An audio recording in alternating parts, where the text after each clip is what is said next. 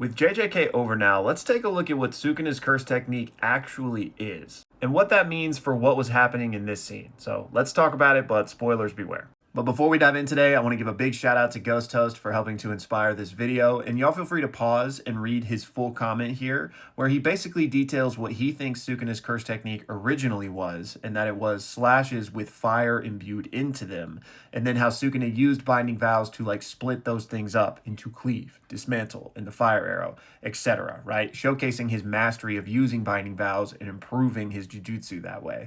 And I think this is a fascinating idea, and really this could work, right? Like, we're never going to know the hard answer here because, you know, classic Gege style, he left these things kind of nebulous. So I could certainly see it being this, but I'm also going to share what my thought process on his curse technique is.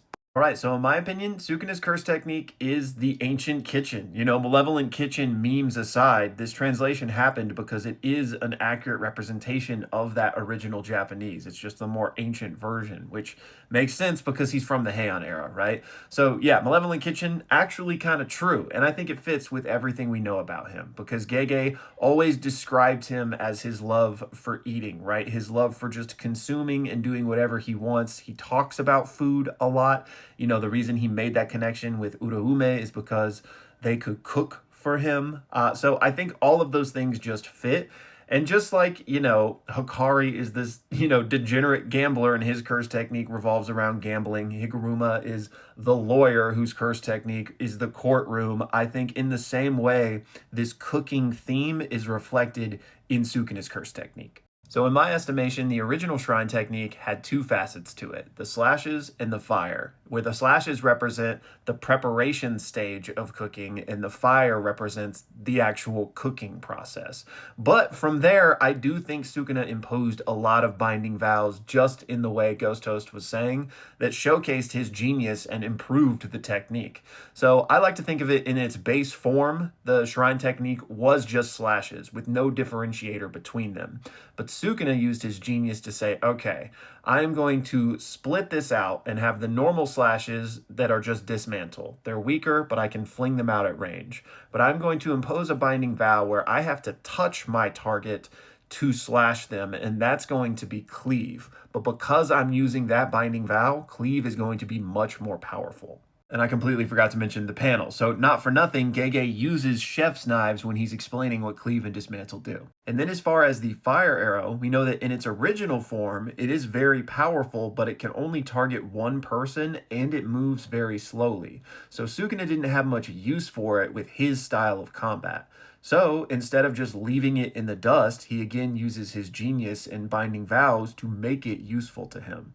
So we know that Sukuna sealed away the fire arrow to wherein he wouldn't use it unless very specific conditions had been met. Those conditions, and I have a whole video on this, so we're not going to get into the weeds, but those conditions are there is a prerequisite of casting Cleave and Dismantle beforehand, and this is in conjunction with his domain expansion, so that he can cast a domain, have all the Cleaves and Dismantles going off, leaving behind this residue, let's call it, this cursed energy residue. Then he can cast his fire arrow, and the fact that it's slow and only normally hits one person is irrelevant because it will light up all of that cursed energy residue left behind by Cleave and Dismantle and basically hit everything within the domain expansion area. But wait, Sukuna hadn't cast his domain when he used his fire arrow against Jogo, and you are correct. And that's because Sukuna was using the original form of the fire arrow here, where its downsides of only hitting one person and moving slow were irrelevant, because he was only trying to hit Jogo, and Jogo wasn't going to go anywhere, because the entire point of this was a standoff between their firepower to see who had the more impressive fire arrow, if you will. So Jogo was gonna get hit by it. It didn't need to be fast. This is also why Sukuna says open, because the fire arrow was sealed away. You could even think of it as like sealed in the furnace, and he is opening the furnace to actually use it. And this black box, something we made a lot of videos about back in the day, is just censorship. It's not representative of the black box in his mind. It was just Gege hiding what he actually said here because he didn't want to reveal how this technique actually worked yet. And this theory was confirmed when we saw Sukuna open the fire arrow at the end of the manga, because as you can see, he says open, and what did he say right before that? Furnace. So furnace was just being censored in that previous Jogo panel. So that's my 2 cents, but I absolutely agree with Ghost Host that Sukuna used Binding Vows to improve the base of his curse technique. And I think that's just what set him apart, and specifically what set him above Gojo, just his use of Binding Vows in the moment to get what he needed done.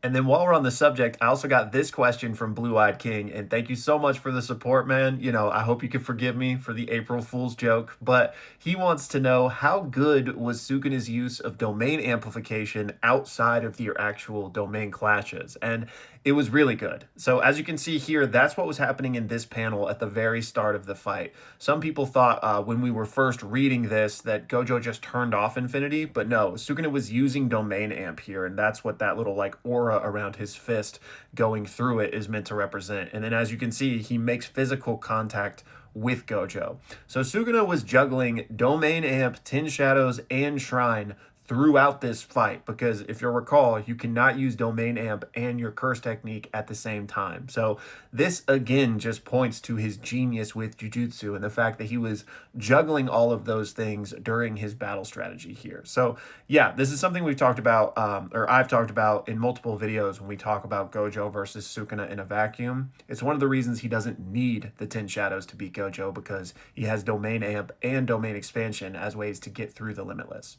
Then finally, Hati hit me with his insane lobotomy theory that the finger from the final chapter, what if it wasn't Sukuna's finger, but was instead Yuji's finger, as a failsafe kind of if the future ever needed him, like he could incarnate the same way Sukuna did.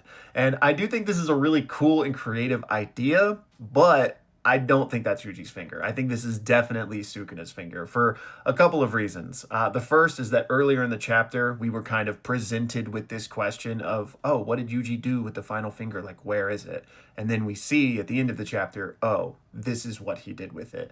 But even beyond that, this serves as just a full circle moment for the series, because if you remember, the series began with the finger that was in this box at the school, right? It was the first one that, well, Yuji was born with a finger in him, but this was the first one he consumed, right? So now we're coming full circle, and he's placing it back in that box to serve its purpose by warding off curses by having it here, you know? So I think that was just like kind of a meaningful moment to wrap the story back around, meaning it is Sukuna's finger. But hypothetically, could Yuji learn how to turn himself into a cursed object like that and traverse time the same way Sukuna did? Maybe. I would say it's not outside the realm of possibility, but I don't think it's likely, just because I think the only way Yuji could possibly understand how to do that is if he somehow just learned from when Sukuna did it in his body. But back then, like, Yuji definitely was not advanced enough in jujutsu to like understand that. We know that Sukuna is the only person ever that was able to replicate what Kenjaku taught him. None of the other incarnated sorcerers could do that. And Yuji, you know, as the potential god as he is not like Sukuna level of genius with jujutsu. So I don't think he could have just naturally learned it from that experience. So I think our best bet would be, like Hati mentions, if Yuta Okotsu somehow figured out how to do it because of his experience stealing Kenjaku's technique. Like maybe Yuta gains some deeper understanding of jujutsu and body swapping, and maybe he could learn how to make a cursed object one day. So we'll say, you know, for the fun headcanons and future theorizing, maybe this could be possible. But at least within the manga, this was definitely Sukuna's finger.